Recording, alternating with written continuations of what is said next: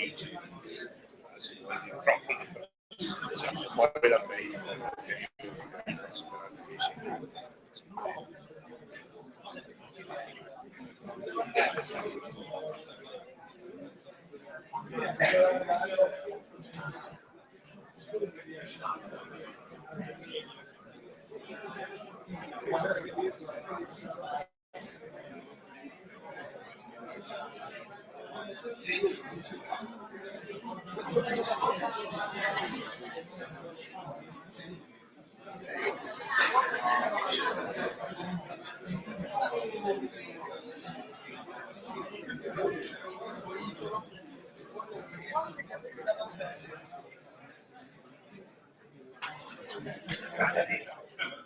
No, è che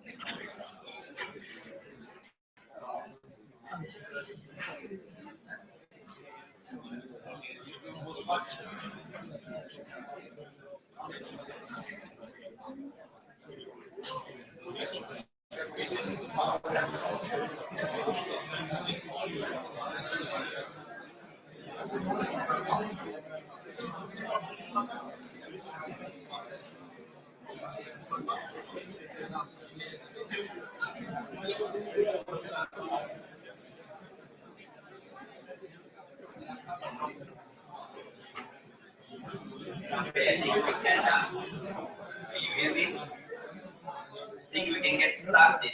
So welcome to the CommTech Talks. Today we have a special event, actually a very special event. We have a seminar, which is not only a seminar, but also a demonstration. And as you may guess, organizing and putting this together is not easy. Like a normal seminar requires a lot of work. So I really work Professor Sarti for organizing this and also somehow for convincing or maybe forcing these guys to participate. So the topic of today is science in music. What kind of science is in music? Well, we're gonna know today. Thank you, and so it's yours.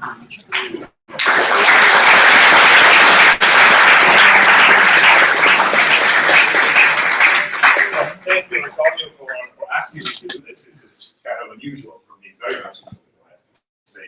And I must confess that the abstract is probably kind of over the top. So I'm pretty sure that everybody's expecting who knows what. So I'd like to disappoint you right now because you're not going to hear any amazing performance. We brought some instruments. And the idea of having instruments on the podium, let's call it that way, is only because it will help us explain things a little better. So don't take it as a performance. We're not musicians. So we are half musicians, like many of you, as a matter of fact. I discovered a few years ago that, in fact, among the students and people that work in engineering, the number of musicians is amazingly large. We have about 30%, according to small statistics that we run among the students, 30% of the students that actually know how to play a musical instrument. 60% know how to read music, and 10% are actually so proficient that could be at the level of professional musicians. So this is quite incredible because I don't think you will find the same type of statistics in other schools. And I'm referring to School of Economics or medicine or anything like that. So this is, I think, very much in the nervous system of people that work in engineering, especially in the area of information engineering. Well, we have to deal with information, and one of the forms of information that we are dealing with is, in fact, the communication of emotions. This is why we thought that it would have been fun to talk about that in the various forms, and maybe try to look at music from the eyes of an engineer. Okay, this is not a very good beginning because it will probably make you think that it's going to be extremely boring. But believe me, actually, it simplifies things a great deal when it comes to describing some structures that are typical of music. So, but let's start from the beginning. So the idea is really to talk about how to convey, how to communicate emotions using music. But in order to get there, let's start from the beginning. First of all, what do we use for emotional communication? For emotional communication, as you very well know, we start with voice.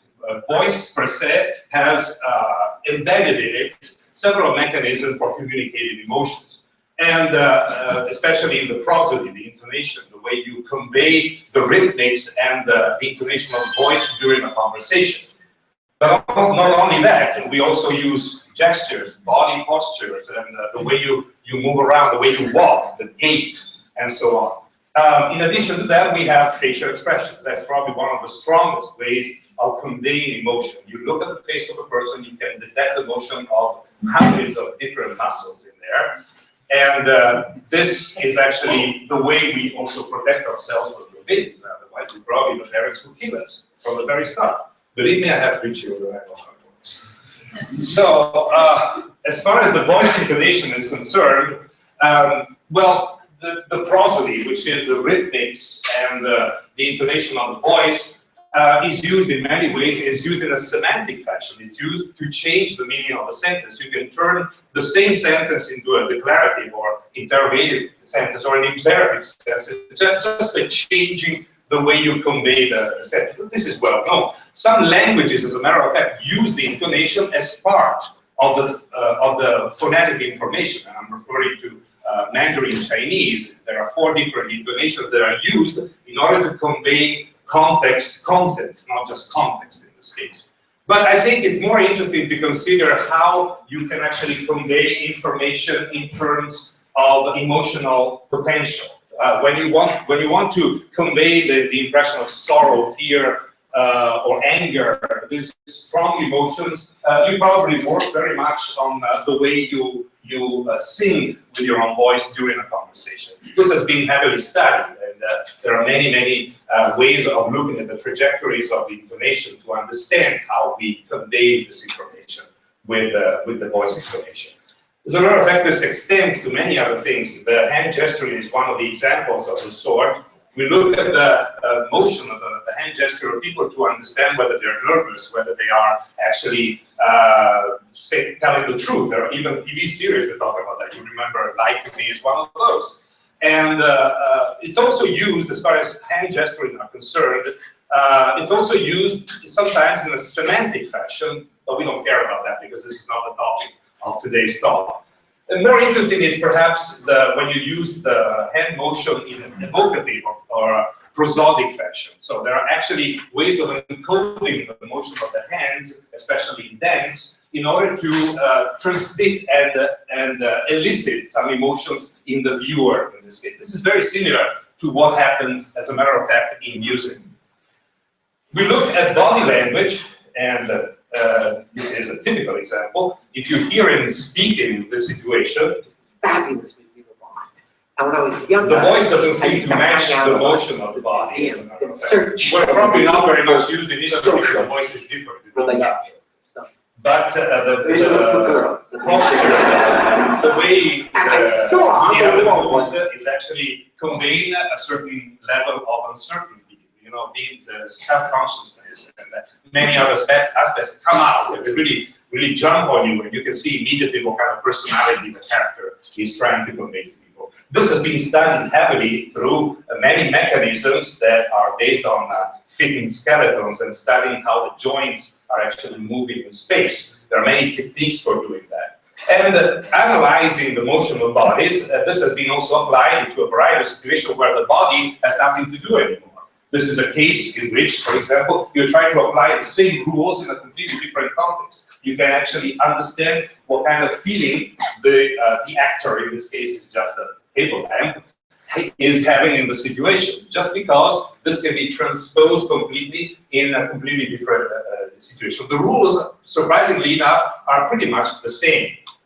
As far as facial expressions are concerned, this is being topic of study for quite a few years. We ourselves have been working on this sort of things. If you look at the facial expression, there are many software today that can do the analysis of the facial expression.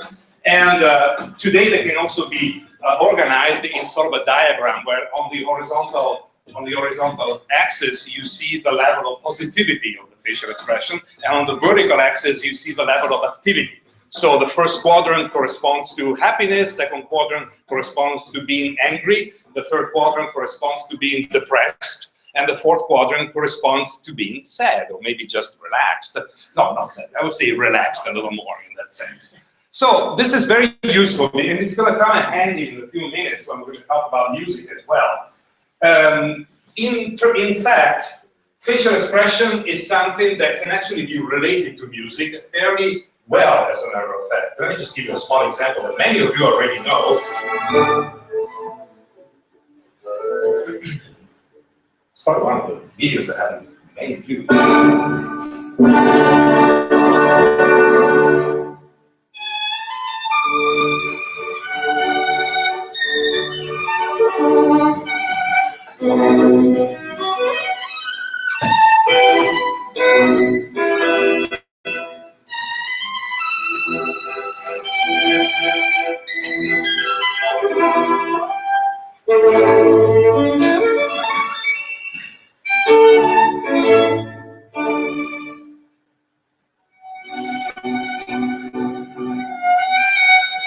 As you see, the language in this case is obviously different, but the mechanism is the same. We're using facial expression, and we have to detect something on the facial expression. In order to do that, we use a sort of a feature-based approach.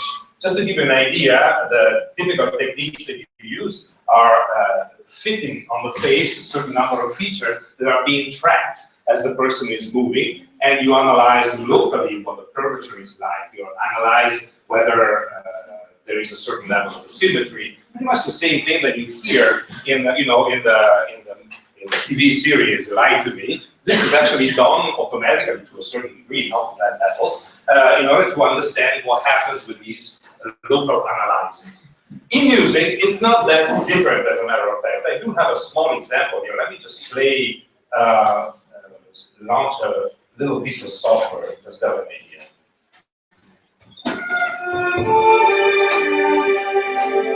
What you see here is basically a bunch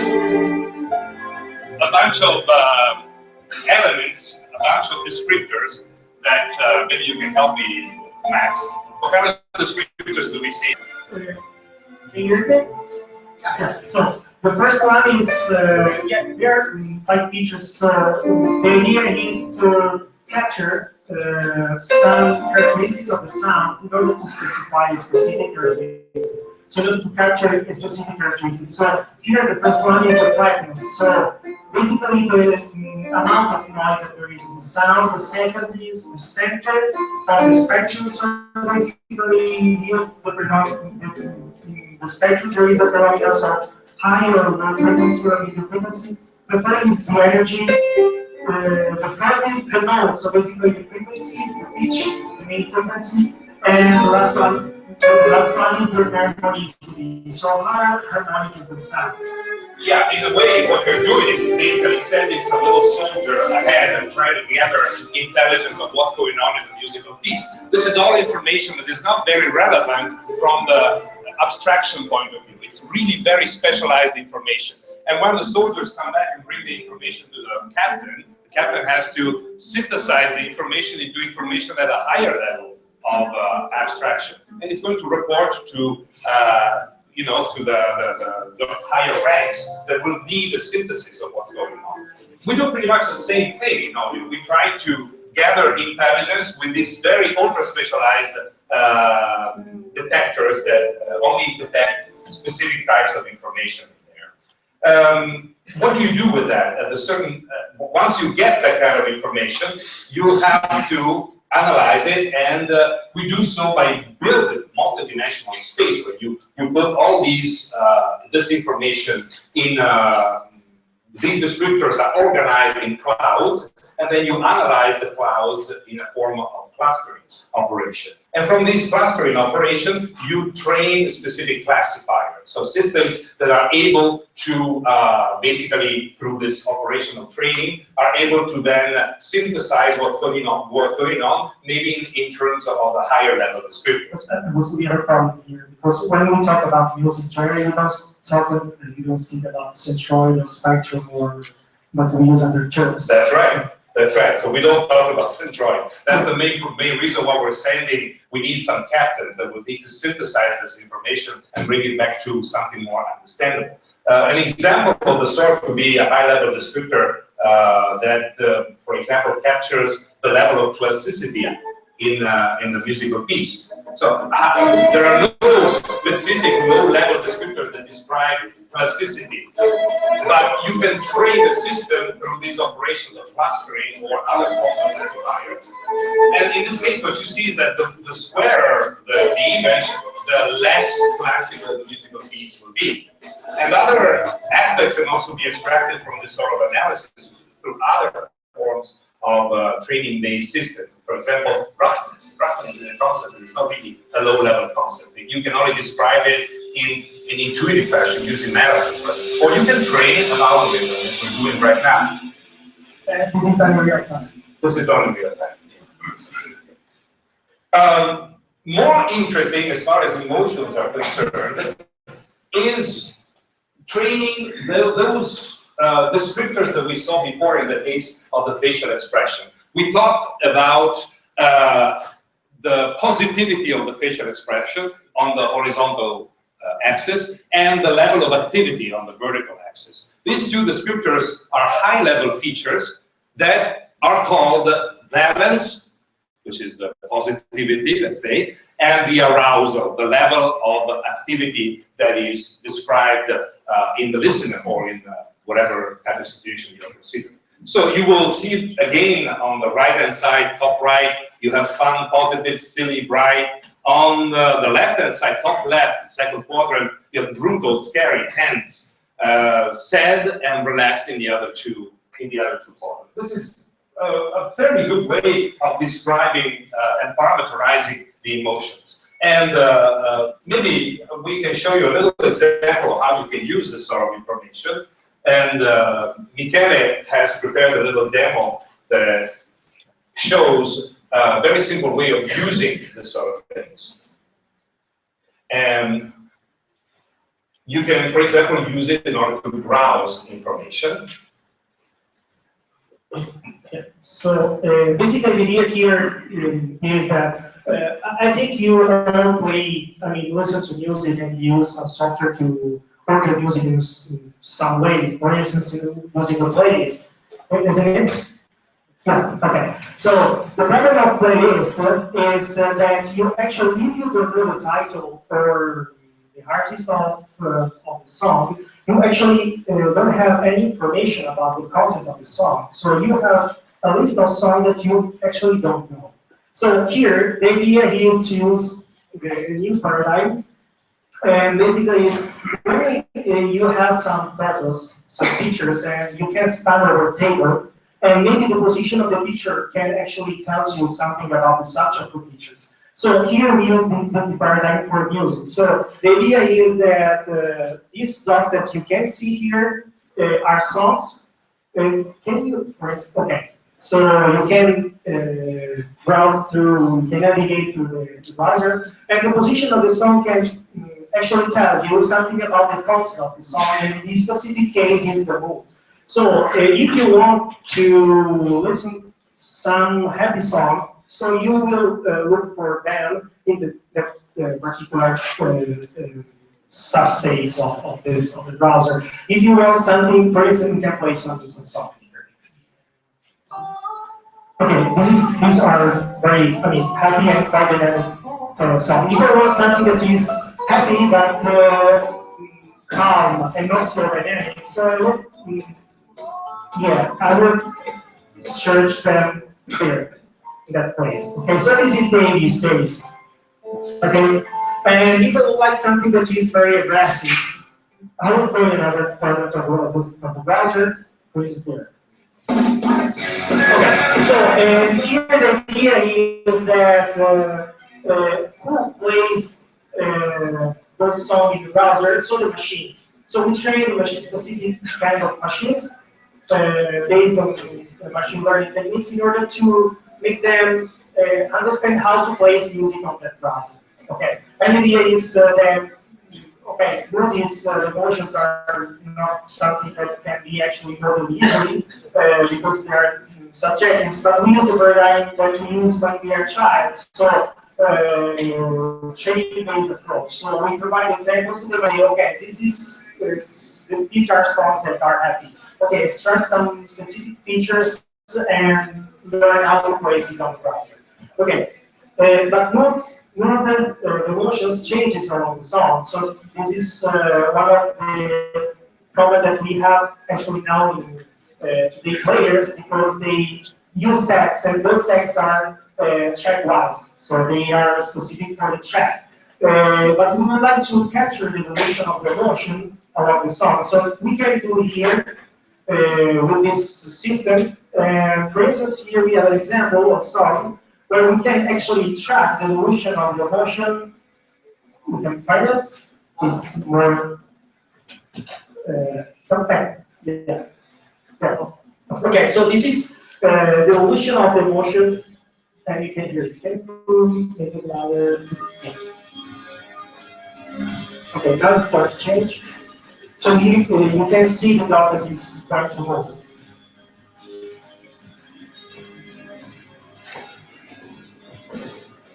Okay, so now if I'm listening to this song, I would like songs that are similar to this particular moment of this song.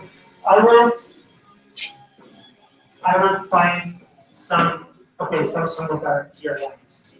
Okay. This trajectory is not a continuous trajectory because there is also a segmentation. So which means that it's divided into introduction, verse, chorus, and the middle eight, all the portions of the typical song. There is a system that understands when the chorus is finished and maybe the middle eight is starting. These are all the typical parts that are present in a musical piece. Anyway, this is actually one way of looking at things, but you can also reverse the paradigm and you could try to use words in order to describe emotion. But in order to do something like that, you have to organize words into a metric space. So what kind of words do we use in order to describe a musical piece? In order to describe a musical piece, we can use many possible words depending on our background, depending on the situation. In fact, in a situation like that, there are so many words that you can really, you don't know how to use them. You can't use a machine for each one of those words. This is why we organize them in a metric space where maybe the word brutal and aggressive will be very close to each other, but the word relaxed and brutal will be on opposite sides of this metric space. This is very important because by doing this, you can also use different words to describe something that you didn't train for that word, but for something that is close enough to that word. This allows us to see, for example, to develop browsers that allow you to find something through descriptors basically like Google that understands what you're talking about when it comes to talking about music. So actually, there is a little application here that again we can show you. We can show you very quickly, and it's actually a browser that has a parser, something that understands the syntactic structure of the description of the musical piece, and then transforms it into something that can be understood in terms of the browsing capabilities. This is a little bit. Okay, this is Yanas, that is a music search engine that is based on semantic natural language text queries. That means you can write and describe music as you would do with your friend when you ask for a suggestion for new music to listen to. So let's suppose we want to listen to music that is what is pattern produced? No, peaceful. Peaceful as well. Let's say we want some music to listen to while studying, when we are. And so when you say, okay, no, I don't want to make a playlist over my thousands of songs in my library. I just want that this music search engine looks for me. So I write the sentence as I told you. And these are the results. Look at the bottom. The bottom of the. And my dreams are thoughts and we can find songs that are really peaceful, really slow, that are after what we asked for. At the other side, if we want something a little bit more groovy, more happy, something we can play during a party, we just have to ask some happy and groovy music. And previous.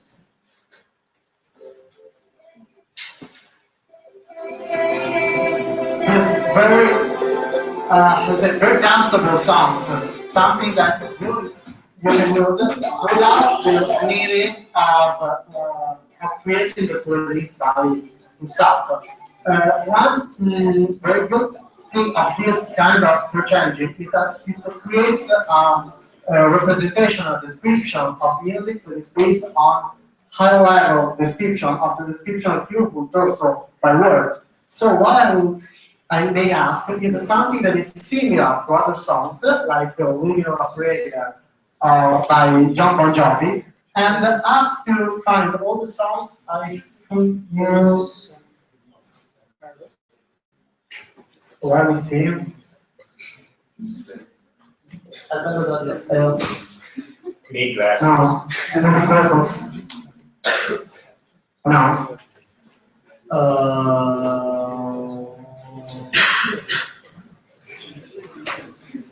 No, it was just a misspelling of the song, so it could not find it. Okay, so let's suppose we have this song as a reference.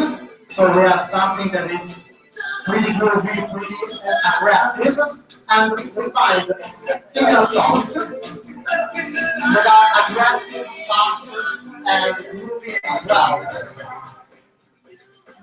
So this kind of description and of machine learning of songs, it's very useful for everyday application, for everyday problems when you deal with very large playlists. This is actually very, very interesting because it allows you also to introduce perhaps some additional information in terms of musicological information. So we might want to ask the machine to give us not just the musical songs that resemble a certain excerpt that we provided, or maybe something sad or something happy or snappy or whatever it is that you might want to find. You also might want to use some musicological information. You could ask the machine to find the same type of song, but in minor instead of major. Or, I don't know, something that has a rhythm of a shuffle instead of a swing, or something like that. This is something that actually requires a certain degree of musicological modeling. So we need to get into the business of music in order to understand this sort of things. Actually, the need of a musicological model comes even when you talk about when we talk about emotions. In fact, if you want to describe in musicological terms how emotions are conveyed by music, well, the descriptors are no longer training-based. They become descriptors that use musical information. For example, tenderness will be related to slow mean tempo, slow tone attacks, or you could have minor chords, or you could have any type of musical modes that are with diminished, half diminished, whatever it is. You might want to use that kind of information in order to search. So actually, we do need a musicological model. So where do we start for that? Well, if you want to do things a little more, get into the business, we have to start from scratch. So let's look at what nature tells us, first of all. The first thing that we know, and this is something that everybody knows in here, is how tones are organized, at least the harmonic tones, those that are periodic.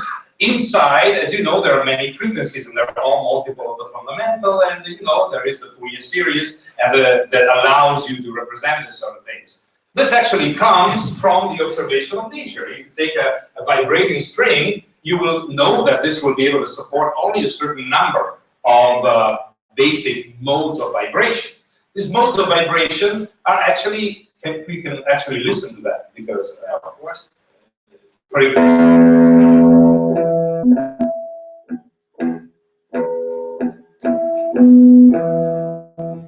is now producing harmonics by placing the finger in the position of the notes, therefore canceling the lower modes, and you can just hear the vibration related to that particular type of vibration. You also notice that these particular notes correspond to notes, and the notes actually can actually be ordered, and they constitute basically the basic elements that you use in the scales of the Occidental music. You will find basically almost all of them, but you can also, you know, for example, if you work in fifth, and so on.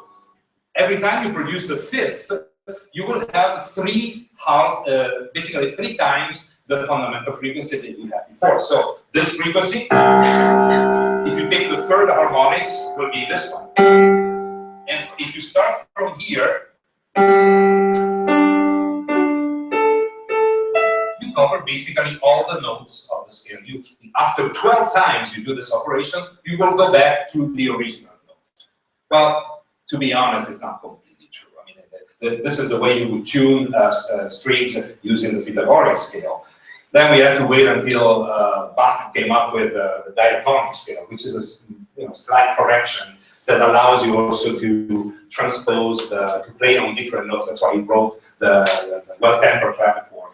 So he could prove that even if you transpose the piece, you will be able to play it without noticing the music to go off tune. This is used heavily in musical theory. There are many structures that can be built starting from there. But honestly, I didn't want to show you scores. I wanted to show you maybe how we can start from a scale to elicit some impressions of moods. So why don't we start from the regular, the first type of scale, which is it's called ionic scale. Okay, this is the simplest scale you can think of, and you will notice that even if it sounds like it's a continuous scale, the distances in terms of half tones is not regular. In fact, from the first to the second note, you will have a distance of 2 half tones. Second, third is 2 half tones. Third to fourth is 1 half tone. So it's tone, tone, half tone, tone, tone, tone, half tone. This is kind of a weird thing to think about it. And it comes from the fact that we're used to hearing this sound in any natural sound that we hear, any harmonic sound. But perhaps trying to figure it out by looking at the keyboard, it becomes kind of awkward in a way. So why don't we try and do it in a binary fashion? So since we understand binary a little better than keyboards most of the time. Is that true? Please tell me it's not true. I'm just anyway, so if you place a 0 every time you encounter a note that is present. So that's, there are 12 half tones in an octave. An octave corresponds to a doubling of the frequency. So we have 12 tones that form one octave. And we place a 1 every time we have the note and a 0 every time we don't have that half tone that is present there. Okay, so this is a sequence. I don't know what number it corresponds to, but it's completely inconsequential. So how do we build other notes? This is one specific type of scale. So we can try and do some bit rotation, for example. If we do some bit rotation, we have to do it in a mathematical way. So let me show you how that works. You start from the first scale. This was the Ionian scale, the major scale that we heard before. Let's move this to at the end and shift everything to the left. How many times? We do it twice, because otherwise we will end up with a 0 at the beginning. And does anybody remember anything about analysis? You don't want to have a 0 at the beginning because it needs to be a group somehow. It has to have the structure of the group. So we better slide it until we find a 1, and we make it start from here. This is a new scale. It's a new scale that we build through that new rotation. It's called the Dorian scale, and it's like this. Instead of having, no, sorry.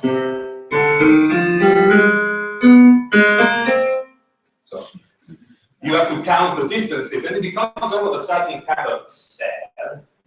It's no longer as happy as it used to be before. The third one is called the Phrygian. But actually, why don't I show you how it works on a scale? It's much easier this time. So instead of, it's like starting the same scale from a different note. So if I start from the second note, all of a sudden it becomes a minor scale, right? If I go on the third, if I start from the third, this is also minor, and it's actually kind of even darker than the previous one. The fourth one is actually bright, incredibly bright. Even brighter than the first one. Actually, it's kind of hard to see it this way. We understand the mechanism because it's a simple, you take a different starting point on the same scale. So if you bring them back to the C, this is how they look. You have Ionian, Phrygian, Lydian, Mixolydian, and so on, Aeolian, Locrian, and Dorian, and so on. But, it's not very satisfying because you do have all possible colors in there, but it's better if you use sort of use the Hamming distance. You remember what the Hamming distance is? So you take the same sequence that you had before, but you reorder them in such a way that you will only have one bit that changes every time. If you use this ordering, you go from the Lydian to the Ionian to the Mixolydian. So every time you only change one bit, as you see. And this is kind of fun because now we have all the scales that suddenly become ordered in the order of brightness. How can I explain this unless we try to do something with it? So just to have an idea, when it comes to a simple Ionian scale, but of course, where do we have the Ionian scale? The typical Ionian scale that you have is this.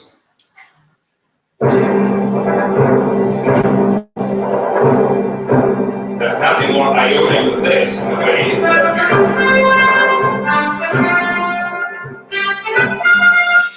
Of course, it's very bright, it's very open in all possible sense, but it's used all. I have no idea what's going on with my computer.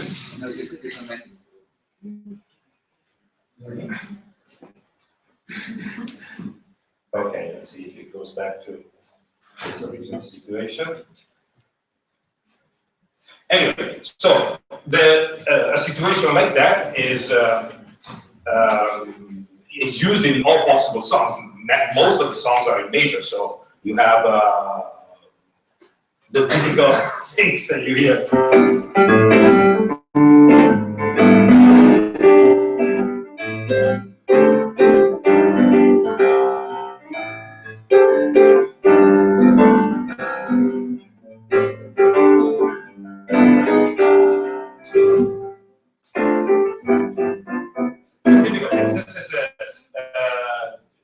Example of Blue Moon, it starts on an Ionian scale. Can you think of a Lydian, something even brighter than this? Something even brighter than this, well, I can give you an example. I think it's best if I have someone else play it instead. Lydian scale. What can you think? What can be more bright than this? This is West Side Story. Which has been used by a bunch of people because if you think about it, look at this.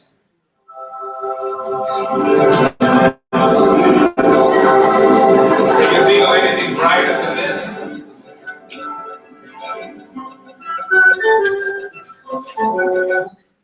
Yeah, in fact, the scale is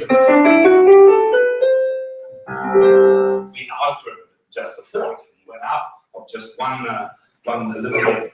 An example of Mixolydian. It's basically it's the dominant. So it could be the scale is like this. Well, of course, in this kind of scale, again you have Indiana Jones, that kind of stuff. It's also epic. It's the sound of something epic in a way. But it's also used very much in West Coast. So imagine driving on a West Coast type on a car on the roads of California. Okay? But of course, you need to have something with dominant. In that case, what comes out is something like this.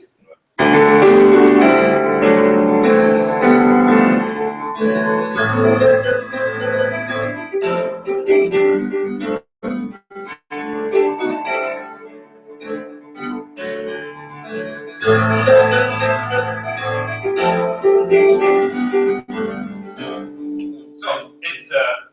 it gives you the idea of something that keeps flowing. Why does it give you that idea? Because it's suspended. The fact that you have a seventh gives you the idea of something that is suspended halfway.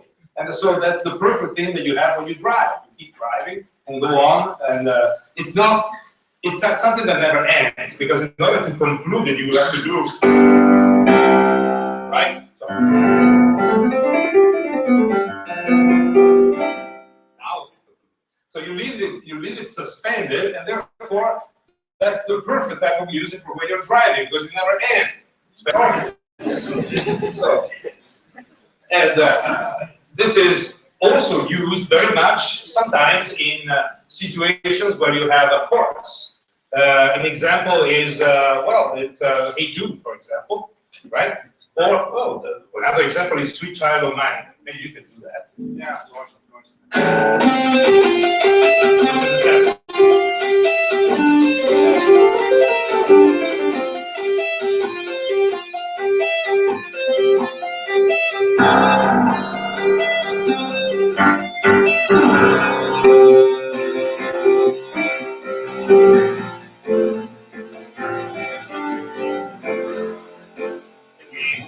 The idea of something that keeps flowing and keeps going and going. There is no conclusion to that, and therefore, that's because of the fact that it's kept suspended that way. If you can keep switching bits, so if you keep switching bits, it becomes darker and darker. So what comes next to the Mussolini is the Dorian, right? So let me try something Dorian. It's a little darker than that. So let's see which fine. Something like that. And we do it in yes.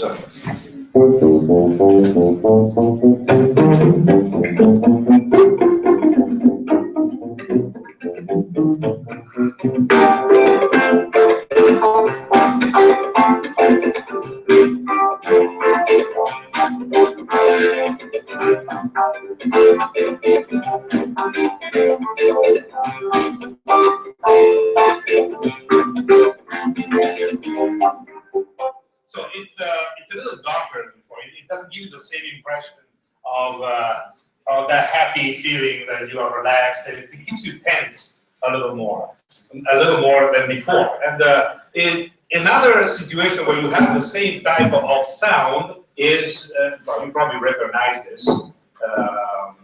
It could be this, right? Let's do it again.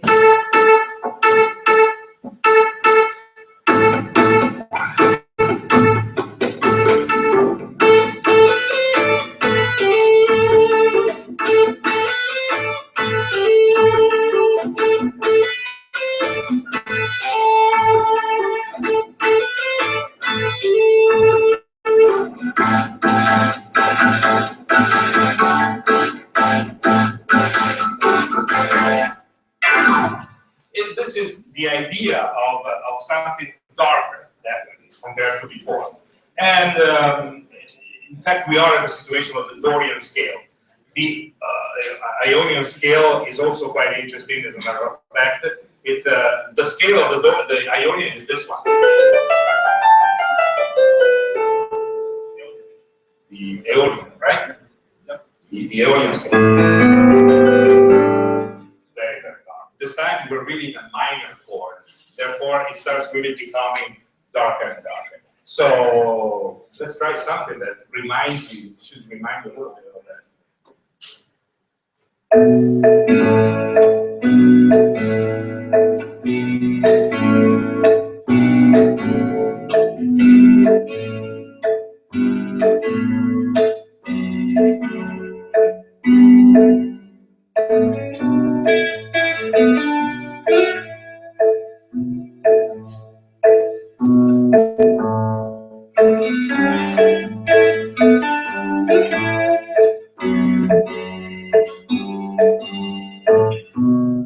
Very dark. This time it's kind of sad, if you think about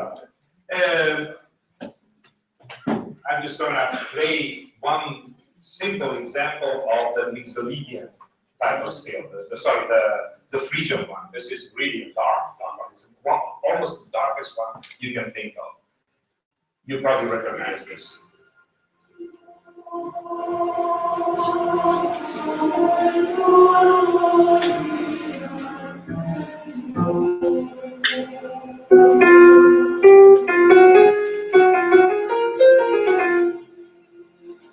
Phrygian scale.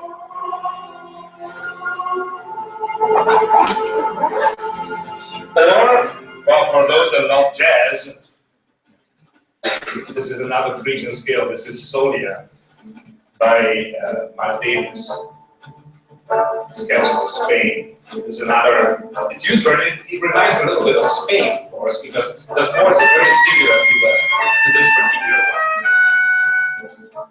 So these operations of bit reversal are actually giving you an idea of where the moods come from somehow. At least one indicator of mood is coming from there. And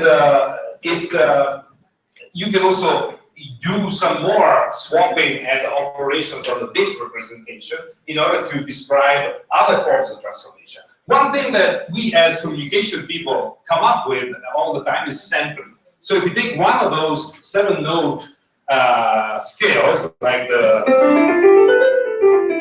and we skip every other note, we just sample it 2 to 1. Okay, what comes out is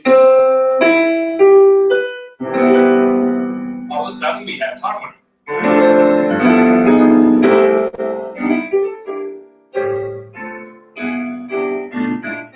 So these chords are actually coming from skipping every other note. There is actually a method developed by John Mahegan, who's a theorist of music, that worked on the method of the 60 chords, because he's taking the 7 modes, right, and he's also and he's subsampling them. He's taking all the possible modes and subsampling them and generating all the chords starting from there. So you have a basic set of 60 chords that are used in order to generate the moods, the basic moods. Of course, this is not enough. In order to do jazz, for example, you need at least 5 types of dominant scales that add up to the rest of things. But you can also do, one thing that you recognize is that of those 7 scales, there will be many scales that fit the same chord. So you lose information. So it's no longer a one-to-one type of situation. So if you are musicians and you're using, you know what a real book is? A real book is when you have a modal sketch of something you want to play, plus a sequence of chords. You're still free to do many, many different things. You don't have to do it exactly the way it's written because it sounds scholastic. But you can still play around because you can change the modes that fit those chords. This is why the real book is just a musical sketch that you can fit your stuff into. Of course, there are other forms of transformation that you can use. You can and other forms of scales that have different number of notes, not necessarily 7. For example, you have the chromatic scale that has all ones on top, or the pentatonic scale, which is a scale that is used for playing, the kids learn how to play first. If you play on the black keys, you can do whatever you want. It always sounds good, right? This is why kids learn how to play on the pentatonic scale. It's the easiest thing in the world. You play chopsticks, you play all kinds of things that work with that. Or you have the blues scale. This is interesting because it's an ergonomic type of scale. The blues man transpose the same chord and he works with the same scale. So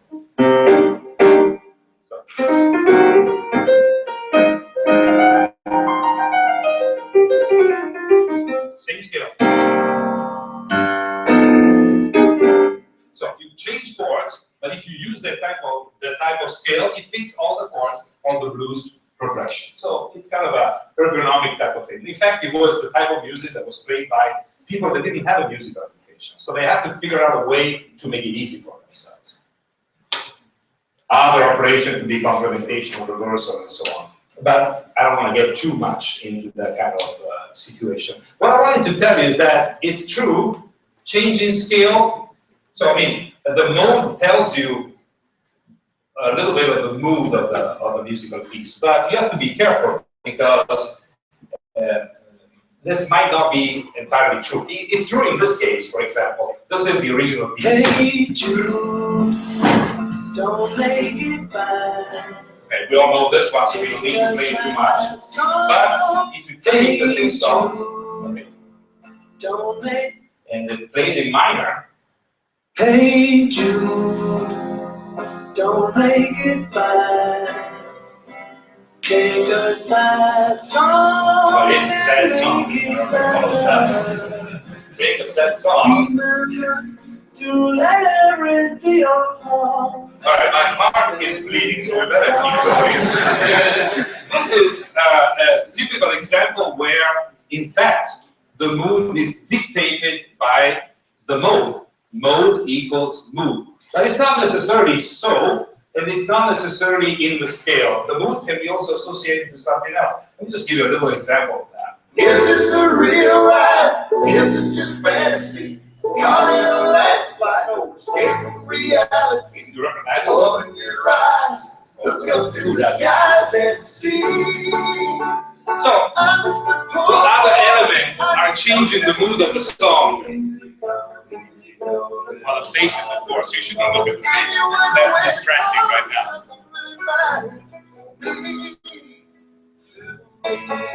Well, many things. The rhythm has changed. The rhythm has changed, and the message has changed. And most definitely the accent has changed. Now we have a southern accent. We better change this. But definitely rhythms are big music, and we need to understand how they work. So let me just play this little excerpt for you, because it's kind of interesting, I think. Sometimes the ear is deceiving in many ways. Many of you, I see that they have recognized the musician. This is Kevin Harrison, one of the greatest drummers around. And this is a piece that is very complex from the rhythmic standpoint, but it tries not to make you suffer for it. But you will have the impression that the piece is not that hard to play.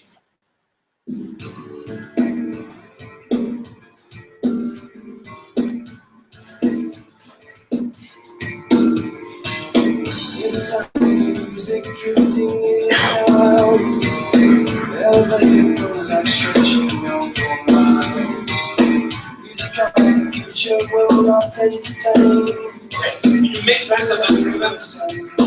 Think about it. How do you tag your foot?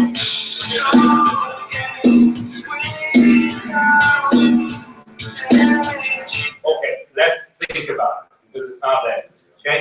Let's take a look at the transcription. The transcription, honestly, I'm just going to show it to you, but I'm not going to explain it because it's really hard to understand it. Even if you know how to read music, this is really tough to understand. So let's do it in a different way. Let's take sort of an Excel table and see if we can make sense of that rhythm by looking at this Excel table. Very simple. We have the kick, which is the the foot drum, and this is how the rhythm is developing. Tum tum cha tum tum cha tum tum cha.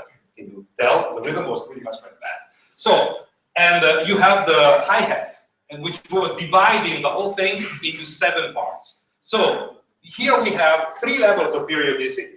This one, and this one, which is every 7 beats. This one, again, this one, and this one form another period of 7 beats. This one, on the other hand, is again 7 beats, but starting from a different point. So it's like having different cosets of the same lattice, in a way. So these are structures that have the same periodicity, but they start from different points. Okay, how many drummers are here? Can you play this? I have no doubts. I've been trying for I don't know how long I've been here, and thank you. So there is no way. This one, on the other hand, is every 4 beats. So it takes a 7/8 type of rhythm, right? So how do you make sense of a 7/8 that intertwines with a 4/4? The only way is to take the minimum common, the minimum multiple. How do you say it? So you have to do 4 times 7, which is 28. So you need to have a grid of 28 beats. And then you start placing your crosses by dividing them in a certain way. This is a little more complicated than that. It really doesn't work completely, but it's telling you more. There are also some ghost notes that are supposed to be there, but you don't play them. But in your head, you have to think of them, otherwise you won't be able to play the rhythm. So they're there for your convenience, so you don't get lost when you play. So it's kind of fun to see that in action. So why don't we go back and play the same piece that you saw before. Let's see if you recognize what we just said.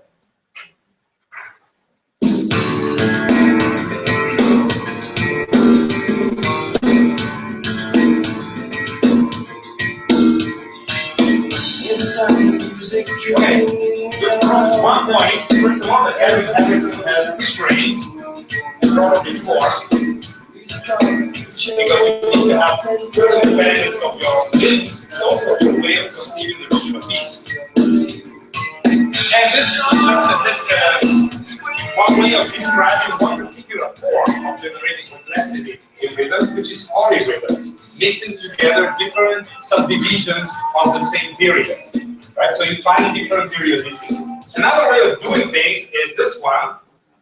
They're called chain rhythms. So you chain together different rhythms. This is self-explanatory because it's going to tell you how it works. And I think it's interesting to look at how it is.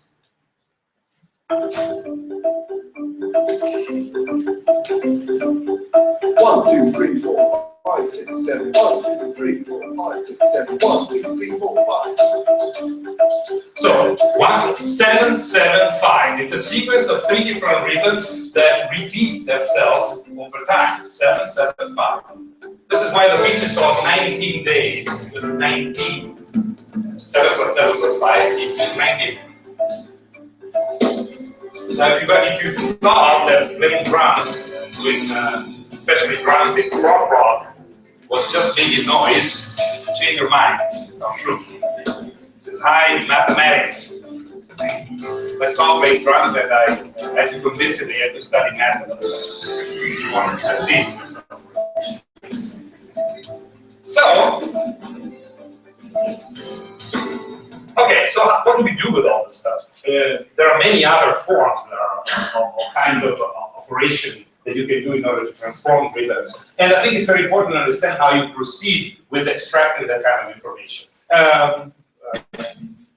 Bruno has been working on this sort of thing, although even if he's a guitarist, he is an expert on rhythms as well. So maybe you can tell us quickly what you do with rhythms. Yeah, of course.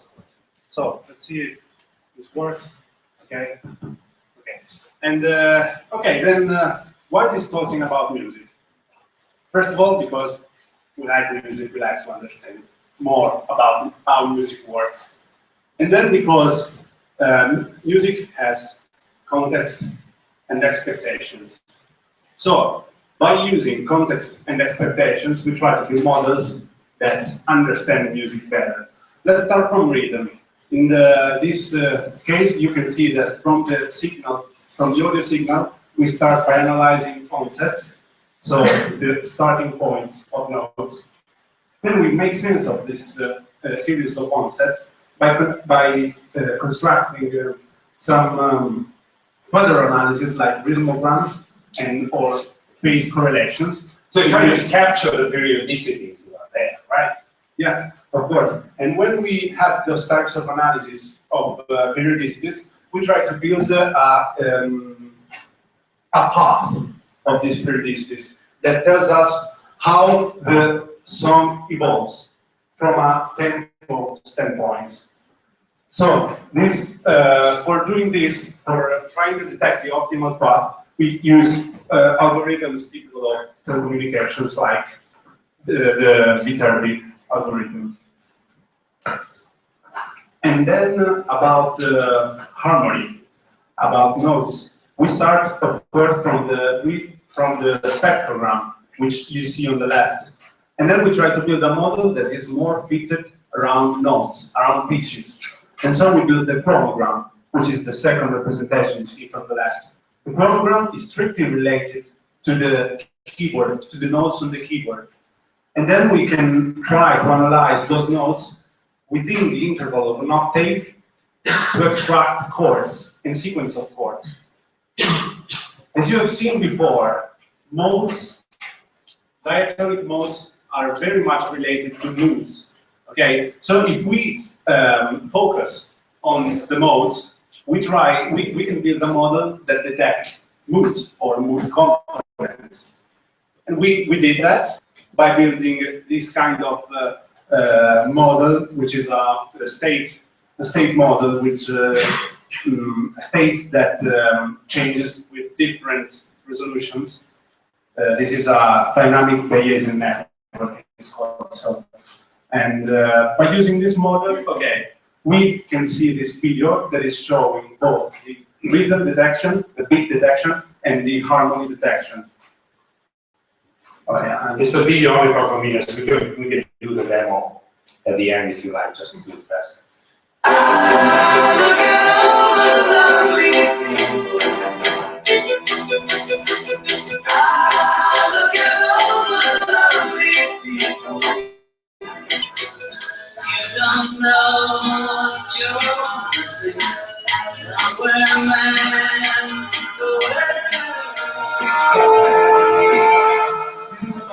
About chords.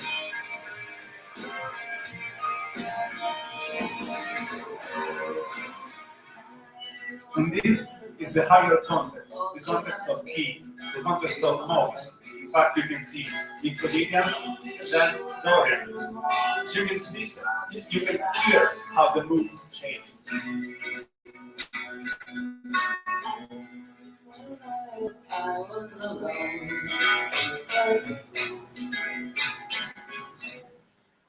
Yeah, and this has actually some consequences, because if you think about what Gavin Harrison was doing, he was actually playing many beats at the same time.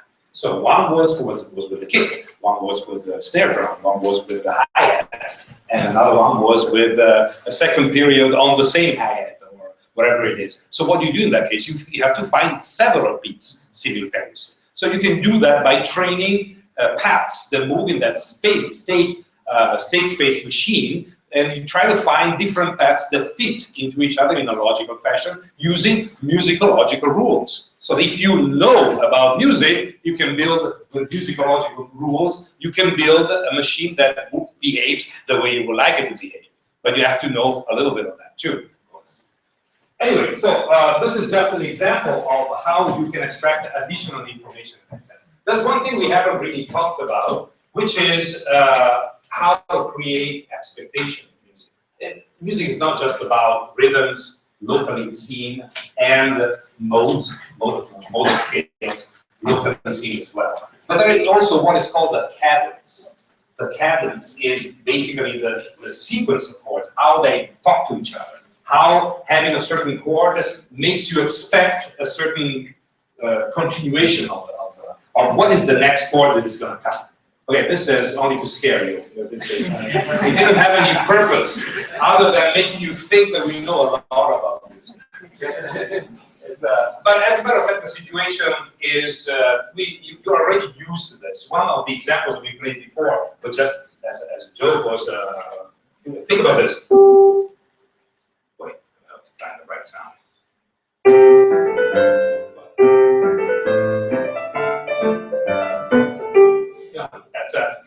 That's a sequence of chords, and you know what's going to happen. It's the most obvious thing in the world. So you do.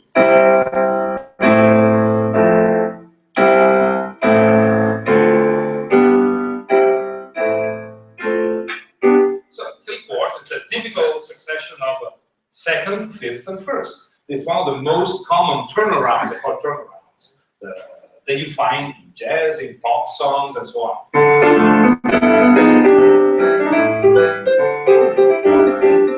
Okay, so these are all turnarounds because it's telling you what's going to happen next. And this actually comes from long ago. Johann Sebastian Bach was the first one to theorize about cadences. You have several types of cadences that were defined by him, of having authentic cadence, which is from fifth to 1. What can be more complete than this? You know, it's perfect. It's telling you, we're done, you can go home. There is the cadence of the imperfect cadence, so anything that ends on the fifth rate. So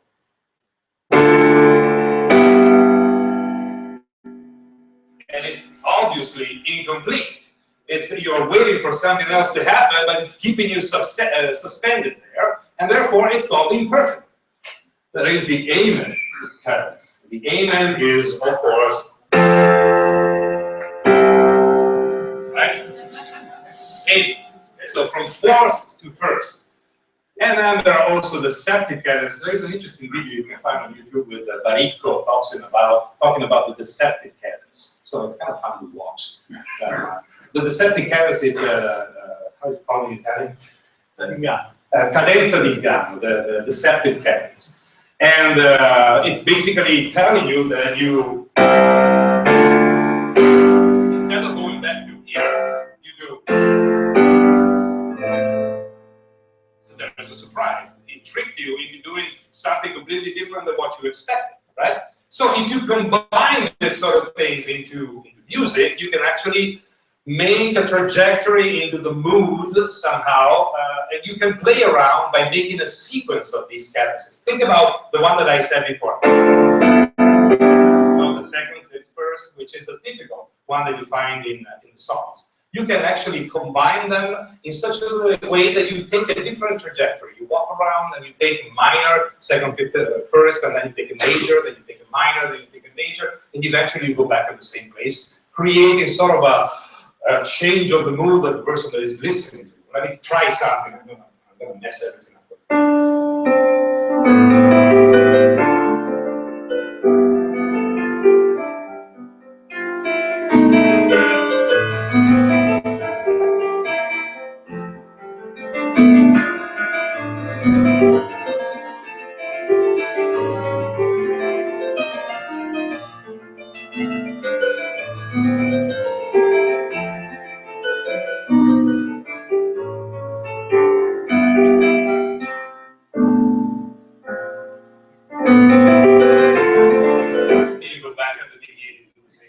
So this is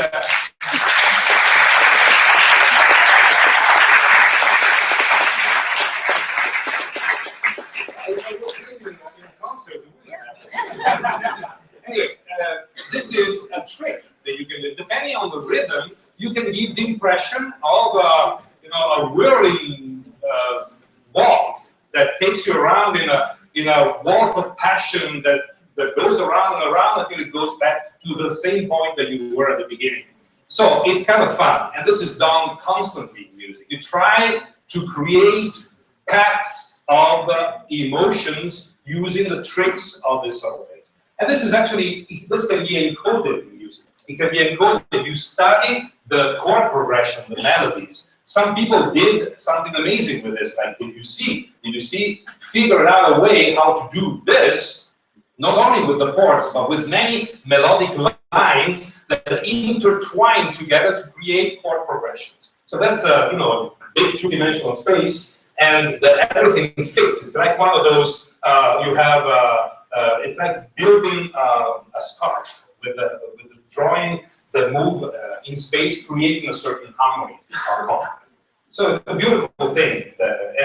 Today in jazz, especially, what people try to do is to try to do this in real time. Because the difference between jazz and classical music is essentially the fact that you apply compositional rules on the fly. You learn how to do that on the fly. Other than that, they're exactly the same thing. You use exactly the same things. There's some people that love classical are going to throw something at me, but believe me, that's what it is. Speaking of that, there is also the concept of patterns. The patterns work on scales. I'm sorry, I'm going too far, probably. But let me just finish this. This is kind of fun to talk about. Model scales can also be used to generate patterns, and these are very much used in jazz. This is a piece called Patterns, of course, and it gives you an idea of what they sound like.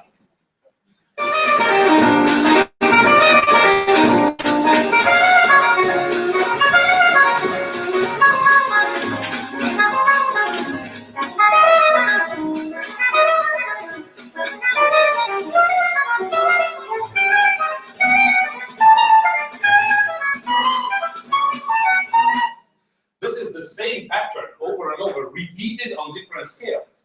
So there is something that repeats, but what changes is the basis of that pattern, where it develops. It develops not on all possible notes, but just on the notes that belong to that specific scale. When you change scale, the same pattern applies in a different form. So this can be actually formalized. As a matter of fact, let me just show you a little example. You remember the bit representation of the scale? If you take all the possible half tones, you're in trouble because you don't see any periodicity in there. But if you measure the distances only on the scale, the situation changes a great deal. This is an example where you use the same pattern on 3 different chords. Now it changes. No. This is the same pattern on 3 different scales. But if you notice on top, the distances show a certain irregularity because we are not considering the scale. We're just considering the evolution of the individual notes in terms of half tones. But if you relegate, if you restrict your attention to just the notes of the scale, all of a sudden it becomes a completely periodical function. So it becomes easy to analyze the pattern in the restricted space of the modal scale. This is actually an interesting trick because it allows us to build a little machine, sort of something that can be used for as an example. You can analyze, figure out what kind of scale the person is using, and then create a state space machine, a learning machine that extracts the pattern that you are playing, so it tries to mimic your improvisational choice, and then it gets back to you trying to play your place somehow. Now I'm going to try, and this is going to look horrible, but let me just see if we can do something about this. So let me find a decent sound for that. Okay, let me see. Okay. Let me see.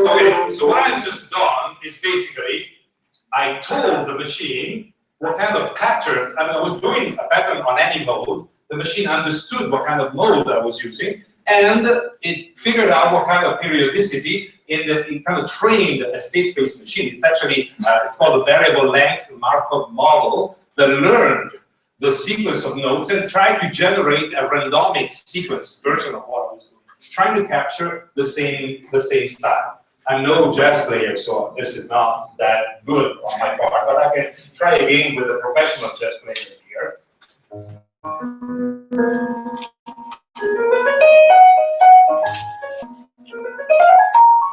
It's learning now. And now the machine kicks in.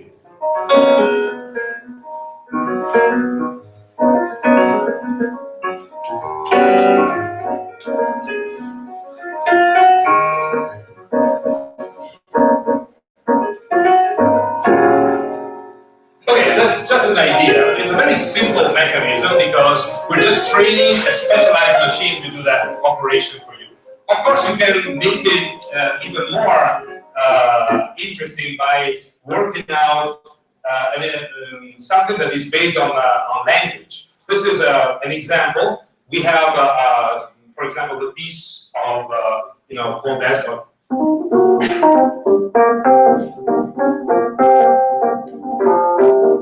So the usual Paul Desmond Big 5, it's a 5/4 piece. And let's see if we can instruct the machine to use the improvisational style of another musician, for example, Clifford Brown, who's a famous pianist, that tries to play the same piece with his own library of improvisational skills.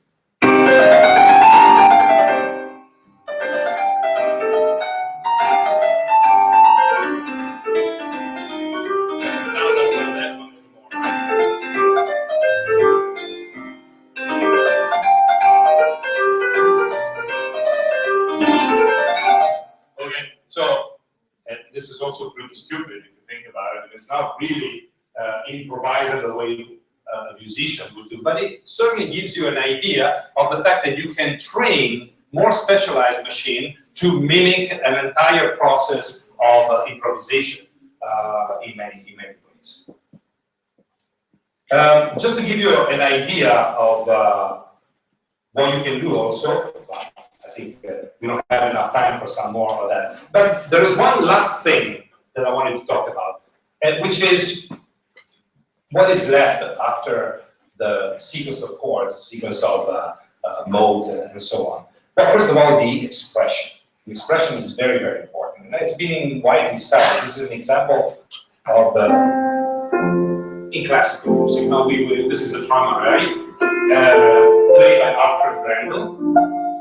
And what you see there is the sequence of onset intervals. So, how far it moves away from the regular steady rhythm that is dictated by the score. As you see, there is a lot of interpretation in the speed. And as a matter of fact, each musician puts a little bit of interpretation of his own or her own. Just to give you an idea, this is the difference between Horowitz, Schnabel, and Brendel. The three have similar paths as far as inter-onset tempos. You can tell what's going on in the piece, you can tell where certain things are happening, but each one has its own way of doing that. And this is related to the emotions that are elicited by the piece itself. What the piece is talking to the musician, and the musician is talking back to you by trying to portray with the variations of tempo. But it can be also reversed as a paradigm. Let me give you, there's a little story told by Ishtar Perlman, one of the greatest violin players in the history, and it kind of tells you the opposite, how you can make a violin do something that requires a certain level of emotion to be produced. So listen to this. Joseph Gingold told me once that he did a concerto and it was supposed to be a lot of staccato there, and